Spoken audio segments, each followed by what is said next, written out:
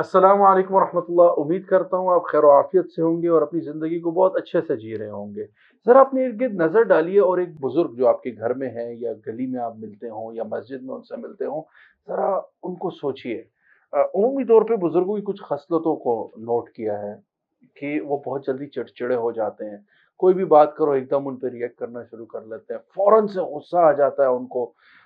दूसरा, जब भी कोई उनसे बात की जाए या कोई बात समझाने की कोशिश की जाए, कहते हैं ये बाल हमने धूप में सफ़ेद नहीं किए। कोई नई बात को अडॉप्ट करने के लिए या उसको अमल में लाने के लिए वो तैयार नहीं होते, चाहे वो उनकी कोई आइडियोलॉजिकल थॉट्स हों, उनकी रिलीजियस थॉट्स हों, उनकी सोशल थॉट्स हों, आप उनको चेंज नहीं कर सकते।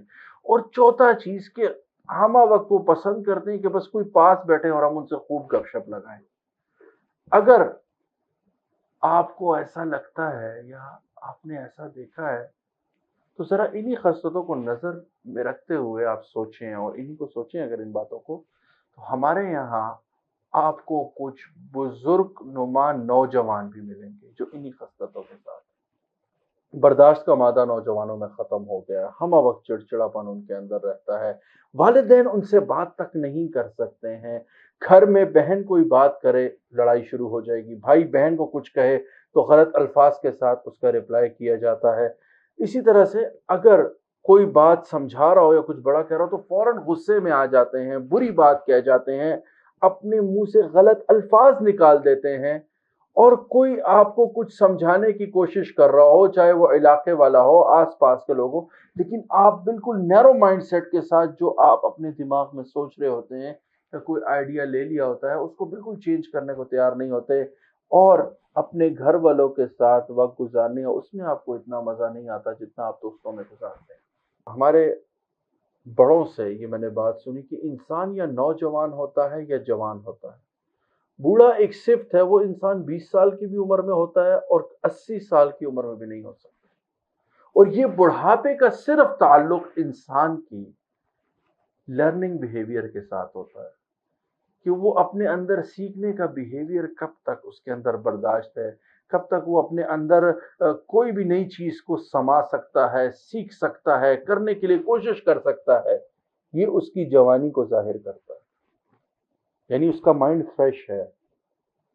वो फिज़िकली जिसे कहते हैं एक्सक्यूज़ेज़ नहीं दे रहा है किसी चीज़ के लिए, वो नई चीज़ की तरफ बढ़ रहा है।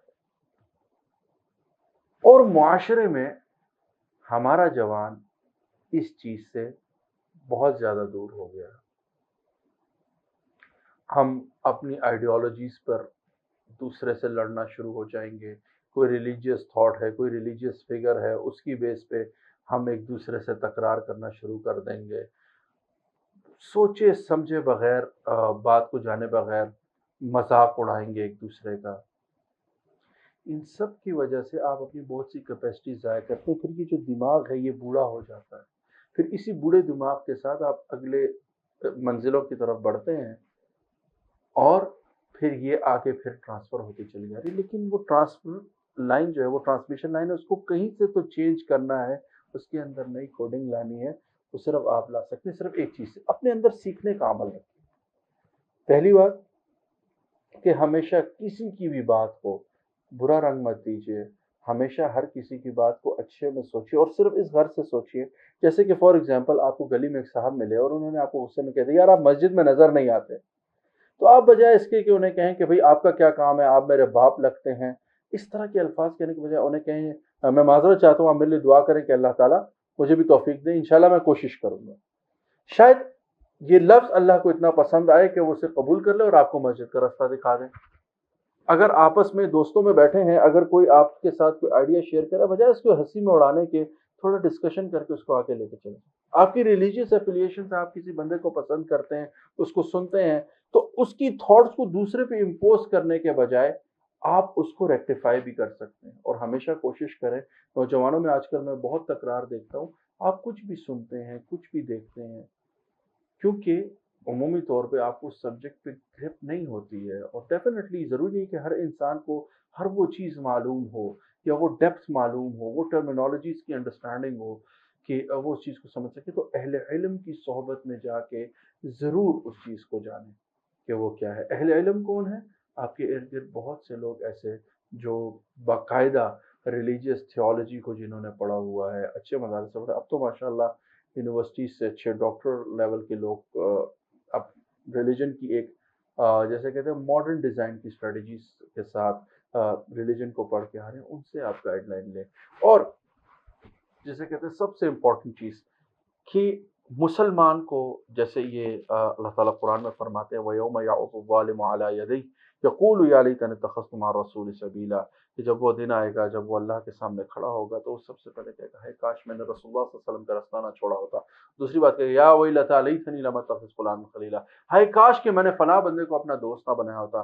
اس میں آپ کا وہ دوست بھی شامل ہے جو آپ کو ہر ٹائم آپ کے گھر کے خلاف بھی اکساتا ہوگا، یا ایسا دوست بھی شامل ہے جو آپ کو جسے کہتے ہیں برے کام کی دعوت دیتا ہوگا۔ اس میں وہ دوست بھی شامل ہے جو آپ کو غلط محفل کا حصہ بناتا ہوگا۔ اس میں وہ بندہ بھی شامل ہے کہ جس کو آپ اندھے طریقے سے فالو کر رہے ہیں اور کوشش نہیں کر رہے کہ اس کی بات کی تحقیق کر کے دوسرے کی تحقیق کریں۔ عمومی طور پہ یہی ہے کہ بعض لوگ انٹرنیٹ سے 4-5 ویڈیوز دیکھ کے دوسرے کی تحقیر شروع کر دیتے ہیں، دوسرے پہ ہنسی مذاق شروع کر دیتے ہیں، بغیر جانے بغیر سوچے سمجھے دوسرے کا مذاق اڑانا شروع کر دیتے ہیں، عزتیں اچھالنا شروع کر دیتے ہیں۔ اس سے بچیے، اپنی جوانی کو بچائیے۔